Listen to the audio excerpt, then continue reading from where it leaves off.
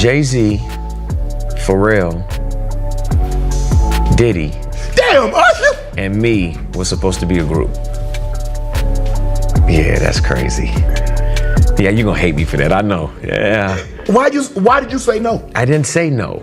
You didn't say yeah? I didn't say yeah.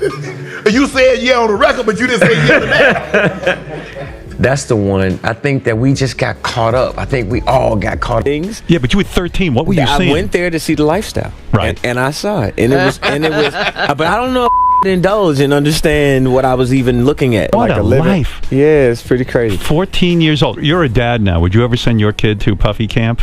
A lot of stuff that Mace and Usher know that they ain't telling about Diddy. There's a lot of stuff that they convince this guy, you know, or put him in a situation with other girls so he could do whatever he wanted to do with them. And it's just like the situation somewhat with Sarah and her girlfriend and him and Ja. It all sounds familiar, man. I read the whole thing, man, and it was crazy. Sean Carter is worse. Uh-oh. Oh, man. He's smarter. He's patient. Usher has finally broken his silence on the ongoing controversy involving Diddy and Jay-Z, and his carefully chosen words are sending shockwaves. For years, Usher stayed quiet, keeping his distance from the speculation and choosing privacy over public drama. But in a recent interview, that approach shifted. He hinted at private meetings, closed-door conversations, and hidden business dealings that most fans never knew about. Without naming names, he made it clear. The story the public sees is only part of the truth, and more revelations may be on the horizon. You feel that you have to listen. And when you buck, they buck harder, and they make threats. And those threats are huge. Biggie Smalls was there, Lil' Kim, Craig Mack. All these people are hanging around. Yeah, man. Faith Evans, Jodeci, Mary J. Blige. They didn't know nothing about. Oh, I was having a good. Pac had everybody's attention, so it was hard for him to become Jay-Z, like the best, the top, like, you know what I mean? Nobody could with him. Like, it would have been difficult if they was around. And that's why you see them go through what they went through, because you got to fight for that position. But he didn't have to, like, start those conversations, because that's not your child. You know what I'm saying? And for you to keep him that close, it's like you kept him that close because he might got your secrets, because he's not your child. So if he's not your child and you that type of person with that type of character, you don't mind actually doing it to him when he finally reach a certain age. When she used to do her little modeling thing with her little ladies other night, the little wild parties, when she gave that up, remember the time that him and his mama kissed each other on the lips? Yeah, I remember that video. Do you remember that both of them was getting an IV at the same time? Yeah, I did notice that, yep. That's from the Diddy Freak Off party. And I'm gonna say allegedly. So let me ask you this. You knowing her at one point, you knowing her personally, is she the kind of person that, you know, will be a part of a freak off or no? I think that she liked to party, and she party with young people. Y'all got 365 days to get this together. We need the artists to take back the control. We need transparency. We need diversity. This is the room that has the power to make the change that needs to be made. They have to make the changes for us. They're a non-profit organization that is supposed to protect the welfare of the musical community. That's what it says on the mission statement. That's the truth. They work for us. We have the power. We decide what's hot. If we don't go, nobody goes. If we don't support, nobody supports. The biggest question now, what really happened at those exclusive industry parties? Usher's tone spoke volumes, even when his words didn't. Reflecting on gatherings from the early 2000s, he described them as intimate but unsettling, suggesting an atmosphere that made him uneasy. Though he avoided pointing fingers, fans immediately tied his comments to the long-circulating rumors about Diddy's private events. Usher also hinted that alongside the parties, significant business deals were struck in the shadows, raising new questions about what's still being kept hidden from the public eye. Usher. I met him when he was 14, and you know, my book actually opens with that because it was one of the highlights in my career. At 14 years old, this young guy comes walking into my office, and he starts singing. And I stop him early and say, wait a minute, hold up, this is too good. I need to go get some girls. So I bring all the girls from the office in, and Usher drops down on one knee and starts singing it to the prettiest girl in the room and starts seducing her with his eyes. He's 14. Yeah. And he has no fear, no anxiety, no nervousness, and he goes in and he nails it. And I'm like, okay, thank you, and welcome to LaFace. Justin Bieber walks into my office as a gift from Usher, who called a few minutes before and said, hey, I'm coming to your office at 3 o'clock. I have a very special gift for you. And he shows up with Uno. That was around that in that time that Puff and Usher did have a situation. And that situation led Usher to the hospital. Now I let Usher explain that to y'all. I let Usher tell that story. But how dare you say a man that you gonna give him a pass? Bruh, you know I know. Let me reframe you. Adding fuel to the fire. A newly surfaced document is shedding light on Usher's past ties with Diddy and Jay-Z. The paperwork referenced a contract Usher once signed that went beyond standard performance terms, including vague obligations that didn't fit the norm. While Usher stopped short of breaking down the details, observers believe it suggests a broader pattern in the industry, where opportunity may come with strings attached. The lingering debate is whether Usher was simply following industry norms, or whether those obligations reveal something much. They passed some kind of law on the 17th of November. That's why he hurried up and made, because they've been going through this for 6 months. And it was a law being passed by Governor Holcomb that, you know, whether you sign a non-disclosure or not, if somebody commit a crime and everything like that, you're able to come out and say something against them or tell your story, and you won't lose anything that you made an agreement to. So they passed that law, I think, on November the 17th. So he hurried up and made a settlement so we don't learn the other 32 things that Cassie had in the lawsuit. She had like 60 different things in the lawsuit. They cut it down to 38. So now we're looking at the fact that if a prosecutor come in, and even in Cassie's case, if they could find anything that's criminal that they could bring against him, they can. That trafficking was criminal. 1 week, 3 women have spoken out against Sean Diddy Combs, alleging he subjected them to violence. The latest accuser, April Lampros, filed a lawsuit in New York State Supreme Court saying she was a college student in the 90s studying fashion when Diddy promised industry access and mentorship. Instead, she alleges he sexually assaulted her 4 times. Lampros says Combs invited her to parties and his recording studio to impress her and also, quote, love-bombed her with gifts and flowers. But the court documents say the friendship quickly manifested into an aggressive, coercive, and abusive relationship based on sex. In one of the alleged encounters, Lampros claims the rapper forced her to take ecstasy and demanded she have sexual intercourse with Kim Porter, one of Combs' former girlfriends with whom he has 3 children. Porter died in 2018. Earlier this week, former model Crystal McKinney filed a federal lawsuit claiming she had dinner with Combs in 2003 and later on the same night was assaulted in his recording studio. The women's claims add to a growing list of others who've come forward with allegations against the rapper in the past 6 months. And singer Cassie Ventura speaking out for the first time on the explosive video showing Combs beating her in a Los Angeles hotel hallway back in 2016. Ventura writing in part, quote, "My only ask is that everyone open your heart to believing victims." Talk about it.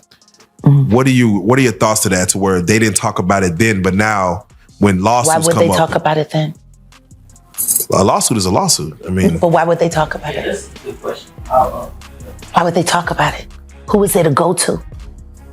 Who's gonna help them? Y'all funny to me. I ain't told y'all what's going on, what's gonna be happening. I didn't compare the Donald Trump situation when when they went and did the search warrants, grand jury was assembled, and then they got indicted, right? I compared the Keefe D situation, did a search warrant, do a grand jury, indictment coming. I told y'all, what, 4 months ago when all this broke? It wasn't 4 months ago, but I said 4 months ago, 4 months there will be an arrest done by Mr. Combs. I told y'all the reason why I said 4 months, because of all the things that had to happen. The search warrant, which happened right after I said it was going to happen. And then the grand jury part, which is happening now. And it's the beginning of June 2024. I can guarantee y'all by the end of August, I'm not saying he will be in custody, because I believe he's going to either run like Russell or he's going to commit. I don't believe Puffy is the type of man that can set up and go to court and try to fight this. Yeah, they're going to drain him,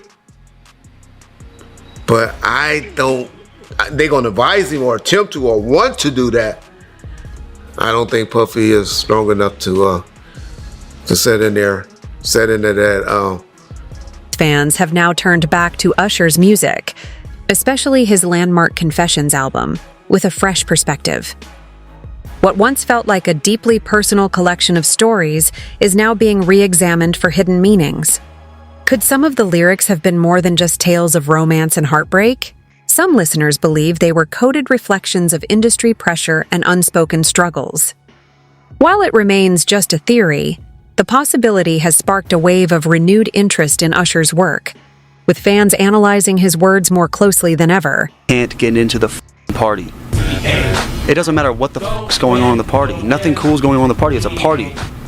But you can't, for some reason, at his party, you can't get into his party. So now what do you want to do? Get into that man's party and see what the all the hubbub's about. So right now I have a do not enter sign.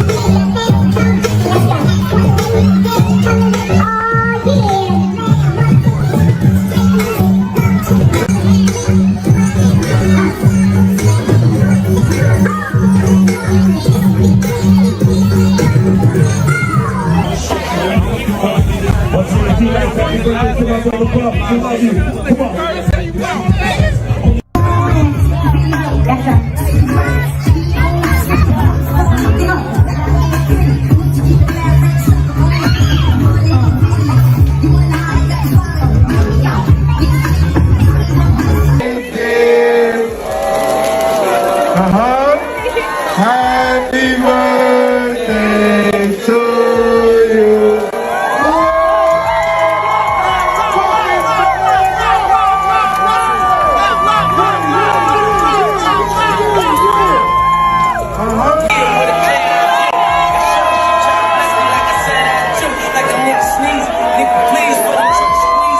Man, and that's probably shit. Oh wow.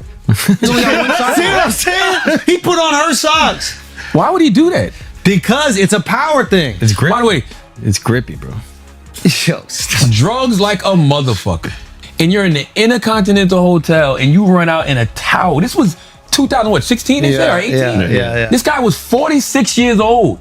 You're a multi, you might have been a billionaire by I the don't time. chalk it up to, like, no drug makes you beat a woman. No. You beat women and No, then I'm you're sure on the drug drugs, makes you beat and women. then you do it. Like, it's not only drugs. Yeah. Yeah, it's not only. I'm not saying it's not only Yeah, drugs, yeah. but this isn't regular behavior, bro. The amount of times you got to hit your girl to not give a fuck that you're in public. Yes, that's what I'm saying. But I think that he's just such a power-hungry person that when I think he feels invincible when he has the power, and these types of things, unfortunately, make him feel invincible. Yeah. Top or bottom? What about his life is power and how he can exert power on people. I think that's why watching people fuck someone is power. It's like, I'm gonna make you do this thing you don't even.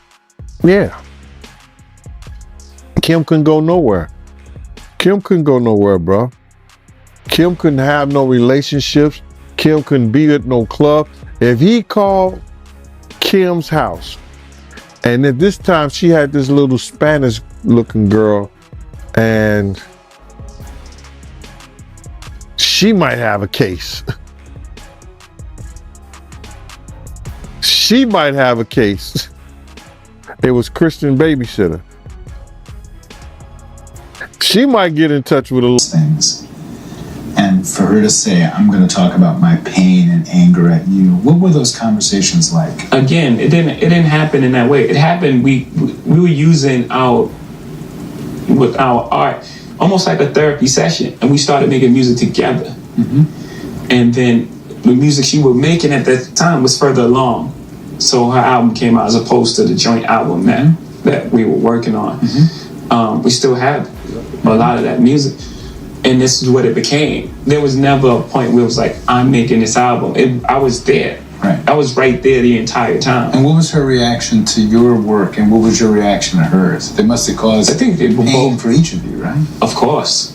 And both very, very uncomfortable, but sitting in that, the best place in a hurricane is like in the middle of it. Yeah. We were sitting in the eye of that hurricane. Maybe not use hurricane because so many people are being affected right now, but the best place is right in the middle of the pain. Right. And that's where we were sitting, and it was uncomfortable. And we had a lot of conversations, and really proud of the music she made, and she was really proud of the art I released. And at the end of the day, we really have a healthy respect for one another's craft. I think she's amazing. Right. Most people walk away and like divorce rate is like 50% or something because most people can't see themselves. The hardest thing is seeing pain on someone's face that you caused and then have to deal with yourself. Yeah. So most people don't want to do that. Yeah. You don't want to look inside yourself. That was your daughter? Would you let God handle it? All those people, they ain't denounced him. They ain't definitely, they can't come forward and say, yo, I support him. Because it would mess up their brand. It would mess up their brand. Jay-Z. We the only one could call each other Sean. Jay is the only one could call me Sean. I'm the only one could call him Sean. Get the hell out of here. If that ain't no fun boy stuff.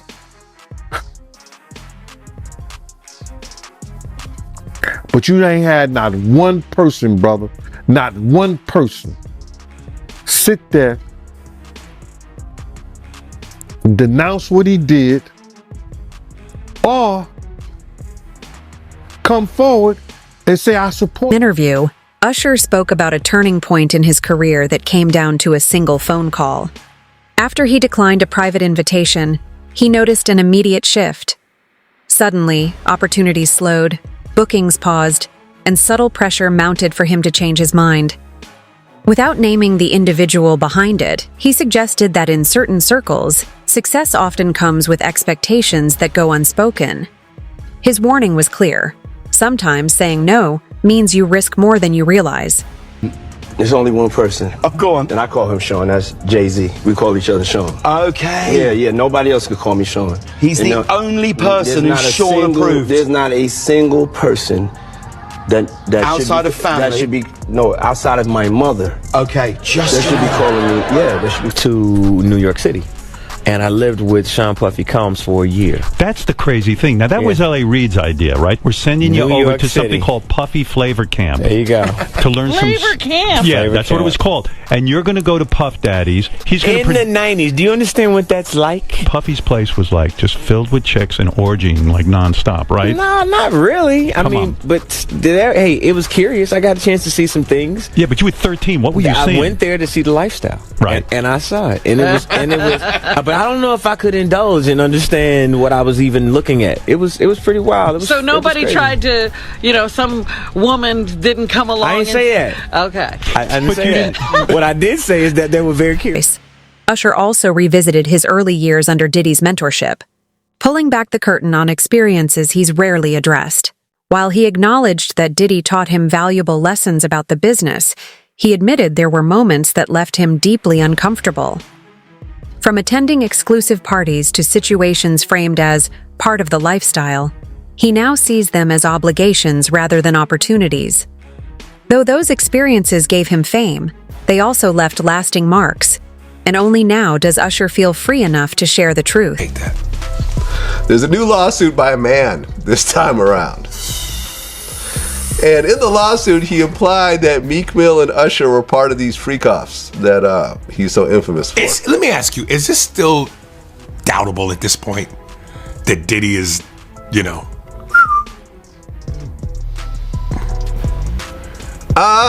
Listen, until I see it, I'm not going to say that it happened. Man, listen. There's been lots of, in fact, this one dude, Fat Jewish, you know who that guy is? It's this like Jewish comedian guy. He went to this whole story, and this story has been kind of popping up again. But he was saying he was at this one house party, and it was a super, super high end. He wasn't even sure how he even got in there. But as he was walking around, I think he was trying to find the bathroom, and he walked into a room, and it was Diddy and this gay DJ named Felix the House Cat, and they were like spooning, according to him. And he said that Diddy saw him, and their eyes kind of locked, and they tried to get him to say that he was joking or whatever else, but he kind of keeps saying the story over and over again. And I looked up, Felix the House Cat is an openly gay DJ. That part is established. I don't know. I'm not going to say it happened. I'm going to say it didn't happen. I wasn't there. I've never had any sort of gay experiences with Diddy. There's just too many clues, brother. Remember Wendy Williams got kicked off the radio for that? Yeah. When she brought up and said that there's some, she has some sort of gay proof, Puffy called and said, you either get rid of her or I'm suing. They got rid of her. But that was probably at the apex of Puff's powers. Yes. Yeah. Yeah, these are my Wendy from the radio show days. Before she went on TV. Yeah, she had to go to Philly because of that. Yeah. Now I remember when I interviewed her, she kind of alluded to that. She goes, I was burned at the stake for that. Now look, rah, rah, rah. Right. There was a radio personality once upon a time. Her name was Wendy Williams, and she was practically burned at the stake for talking about such. And now it's all come full circle. There were many situations, none of which to talk about, but there were many situations back in the day in my career, and it's all coming full circle now. So. Listen, I don't know. Is Puffy gay or bisexual? I don't know. I've never been there. There. If it looked like a gay club, smelled like a gay club, it's probably a gay club. But there's a story I've recently been telling about Diddy. I said it on Drink Champs for the first time. Me and Faison Love kind of had a little laugh fest when I brought this up. I was at a club. This was years ago. This was maybe 2006 or so. At the time, I was a broke DJ. So when you're broke, you kind of depend on merch. Mm-hmm. These companies giving you free clothes, so you could look kind of fresh without having to spend a lot of money. And there was this company named Stalin Dean. They did these really dope throwbacks with teams that didn't exist anymore. So they're running this whole kind of series with these old Negro League teams. Right. And there was a team called the Brown Bombers. And my man Rikers, who worked there, was really cool with me. So he gave me this Brown Bombers jacket with a matching hat. And it was like, I was feeling myself. I'm like, okay, like no one else has this. Like, yo, I'm about to go hit the club with this. So I was out in the club, and Puffy was in the club as well. And this guy approached me, and he was like, yo, man, I work for Puffy. Oh, okay, cool, what's up? He goes, hey man, Puffy really likes that jacket you're wearing. Take that. He's wondering if you want to sell it to him. You had to pay him in dick. I said, no, man, I'm not going to sell my jacket. Are you sure? Because it's going to be some money. I said, nah, man, I'm cool. And honestly, having another man offer to buy my jacket off me is really kind of weird. If you ask me, nah, I'm cool. No thanks. I'm gonna be. Hold up now. Objection. I don't see that as a weird thing. Listen, if you a rich motherfucker and you go, yo, that fucking jacket hot, and you go, I give you $5,000 for a jacket that probably costs maybe half that, if that. You wouldn't sell it, and that make them gay? I didn't say it was gay by saying that. At no point did I say it was gay. But why do you find that weird? Because one thing about rich motherfuckers, they used to getting what they want when they want. That's part of the power of being rich. I guess in retro, I just felt it was kind of disrespectful. I felt like disrespectful would have been if his boys beat you up and took the jacket. Right. He offered you money. He offered me money. I guess all he had to do was say, that's a dope jacket, where'd you get it? And then the next day, he goes and gets that jacket. But maybe he doesn't want to go the next day. Maybe he wants to wear the motherfucker right now. And because it's a dope jacket and he's who he is, that adds to his dopeness. Yeah. I don't think that's weird at all. I thought it was weird. And I remember when I told him. So you didn't even entertain how much he was going to offer you? Nah, because I wasn't going to take my jacket off and give it to another man. Now that's weird. That's weird? Yes. What if he'd have said, yo, I'll give you 10 grand? He wasn't going to give me 10 grand. You don't know that. I do know that. No, you don't know Puffy's notoriously cheap. Well, He'll spend money on girls or whatever. If he wants the jacket bad enough, maybe that's where you can negotiate. Yeah, I wasn't going to negotiate. I felt I had a certain level of dignity to not take off my. I think it was the middle of winter. Also, it was going to be like, nah, man, I'm good. Let me tell you something. If a motherfucker offered me $5 million for my whole wardrobe in the dead of winter, I'm dead ass naked. He probably would offer me $200 or something like that. All right, maybe not for $200, but if the price is right, yeah, nigga, you better take your naked cold ass into the next open store. Get 1,000 jackets. Voice. In a powerful closing message, Usher spoke directly to the next generation of artists. He urged them to know their value, trust their instincts, and question who's really in control of their careers. Without naming names, he reflected on his own years of silence, recognizing them as lessons learned the hard way. While some interpreted his words as a subtle warning about navigating circles tied to figures like Diddy or Jay-Z, his point was universal. Never let silence cost you more than your own voice.